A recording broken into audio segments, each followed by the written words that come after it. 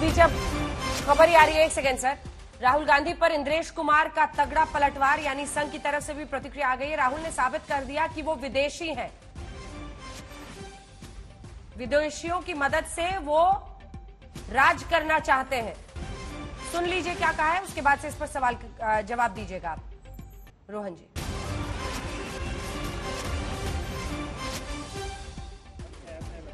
लोग ये तो जानते ही थे कि अंग्रेजों ने कांग्रेस को जन्म दिया 1885 में, और ये कहकर जन्म दिया कि हिंदुस्तानी लोग जो अपनी आज़ादी के लिए और आक्रामक होते जा रहे हैं, उनकी इस आक्रामकता को नियंत्रित करने के लिए संस्था बना रहे हैं। और आज राहुल ने सिद्ध कर दिया है कि वह हिंदुस्तानी नहीं, विदेशी है, और विदेशियों की मदद से वह हिंदुस्तान के अंदर राज करने का सपना ले रहा है, जो बड़ा दुर्भाग्यपूर्ण है, निंदनीय ही नहीं है बल्कि चिंतनीय भी है।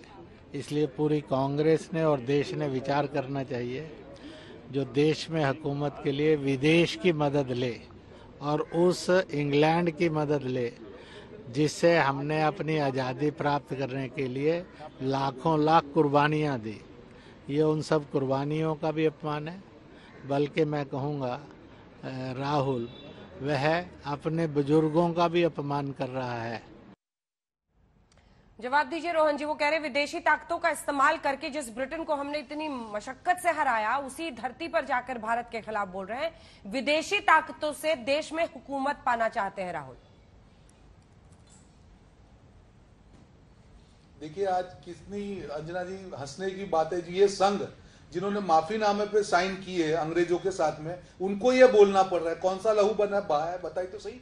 संघ ने कौन सा लहू देश की आजादी के लिए बहाया है, आज ये बात कर रहे हैं। मुख्य मुद्दा क्या है? आपने मुझे एक सवाल पूछा कि राहुल जी जब बाहर जाते हैं, ये बात कोई राजनीतिक फायदे नुकसान की नहीं है अंजना जी। जब राहुल जी बात करते हैं, एक ऐसे राजनीति, क्योंकि मैंने उनसे क्लोजली काम किया है, वो दिल से बात करते हैं। वो नफा नुकसान हर चीज में किसी नफा नुकसान नहीं सोचते हैं। जब कोविड था तब भी उन्होंने कहा था, तब भी ये विरोध किया गया, अरे राहुल गांधी देश को डरा रहे हैं, अरे ये हो रहा है। जब भी कब कोई चीज हुई है तब राहुल जी ने पहले कहा है, उस तब मजाक बनाया गया। जब हकीकत होती है तब उसके ऊपर कहीं ना कहीं पर्दा डालने का प्रयास होता है। देखिए, देश को बचाने की जिम्मेदारी अंजना जी हम सबकी है। उनका एक जो विजन है, आज जब देश को बचाने की बात करते तो मुद्दों के आधारित बात करते हैं। क्यों इनको विरोध करना पड़ रहा है? जब आरएसएस की बात कर रहे हैं, आप इतिहास खोल के देख लीजिए। ये तो बड़े इतनी इतिहासकार बैठे हैं। क्या हिंद छोड़ो आंदोलन का उन्होंने विरोध नहीं किया था 1942 में? क्या अंग्रेजों के साथ मिलकर देश के खिलाफ बात नहीं की थी? आजाद हिंद फौज की बात कर रहे हैं। जब यहां पे सुभाष चंद्र बोस जी आ रहे थे, आजादी फौज का खिलाफ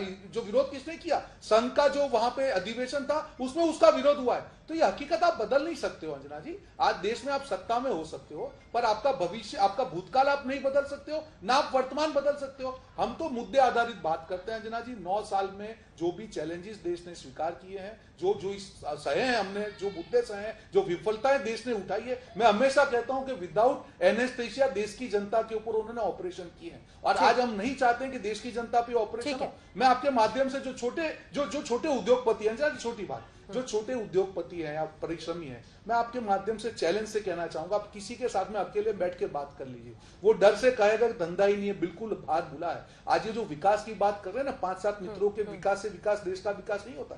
देश की जो धरोहर है अंजना जी, हम लोग ने सारे जो इतने साल में हमने सारी जो वैश्विक महामंदी का सामना क्यों किया, जो हमारा जो इनफॉर्मल सेक्टर है, हमारे जो छोटे उद्यमी है, आज सबकी हालत खराब करके रखी है। मैं सबको जानता हूं, इसलिए मैं आपको कह रहा हूं, किसी की बोलने की हिम्मत नहीं है। क्या किसी भी व्यक्ति की ये हिम्मत है? अभी उन्होंने, जयशंकर जी ने देश के जो उद्योगपति है उनको लताड़ डाला कि उन्होंने प्लेटफॉर्म का यूज नहीं किया। कभी आपने सुना है? और एक भी उद्योगपति बेचारा बोल नहीं पाया। अरे आपकी सरकार में दम होता तो जो चाइना से आप जो प्यार लड़ा रहे हो, उसका जो आपका इंपोर्ट है डबल नहीं होता, 245% वृद्धि नहीं होती। क्योंकि आपकी जो इच्छा शक्ति नहीं है, क्योंकि आपके दिल में चाइना प्यार है और आप देश के उद्योगपतियों को लताड़ रहे हो। अंजना जी, मुझे एक चीज बताइए, देश के विदेश मंत्री देश के उद्योगपतियों के बारे में खड़ा बोले और एक भी उद्योगपति सामने नहीं बोले। जवाब सुन एक चीज तो बताइए, राहुल गांधी शीतकालीन सत्र में 0% है उनका प्रेजेंस। नहीं होती होती, इस पर तो आपने ये कुछ सरकार बोला ही नहीं नहीं होती। ये सरकार, शीतकालीन सत्र में ये सरकार 2022 में पिछले साल सर जो शीतकालीन सत्र था, तो हमारा विकास दर इससे ज्यादा होता। ठीक है, राहुल गांधी का प्रेजेंस पार्लियामेंट में अगर वो सीरियसली लिए जाना चाहते हैं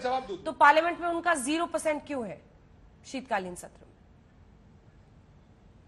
देखिए अंजना जी, राहुल जी ने जब भी पार्लियामेंट के अंदर हो या पार्लियामेंट के बाहर हो, जब भारत जोड़ो यात्रा की हम बात कर रहे हैं या पार्लियामेंट की बाहर हो, हर जगह पे मुझे एक बार बताइए कौन सा ऐसा मुद्दा है देश के लिए नहीं उछाला जब उनको लगा कि पार्लियामेंट में बात करी, उन्हें पार्लियामेंट में बात की। मैं ये कहना चाह रहा हूं कि जो क्रेडिट ये लोग लेना चाह रहे हैं, वाजपेयी आज ये कह रहे थे कि देश का विकास दर, अरे आप नहीं होते तो ये डबल होता। टाइम खत्म हो रहा है, जल्दी से सुधांशु जी जवाब दीजिए। सुधांशु जी बताइएगा, ये जो कह रहे हैं इंद्रेश जी की साबित कर दिया कि विदेशी है राहुल गांधी, मतलब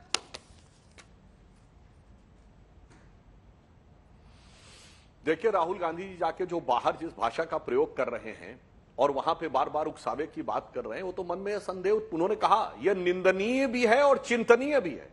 तो हम सिर्फ इसको कंडेम नहीं कर रहे हैं, पर यह गंभीर सोचने का विषय है कि भारत की सबसे बड़ी पार्टी का सबसे बड़ा नेता और 137 साल का कांग्रेस का सबसे असफल अध्यक्ष, भारत की राजनीति का चिर हुआ नेता, वो क्यों जाकर वहां ऐसा बोल रहा है? ये अपने आप में गंभीर सोच का विषय है। इसका मतलब या तो वो किसी प्रकार के मानसिक इल्यूजन यानी मानसिक विभ्रम के शिकार हो गए हैं, और या फिर इसमें गहरे षड्यंत्र के, चाहे जाने में टूल बन रहे हो या अनजाने में टूल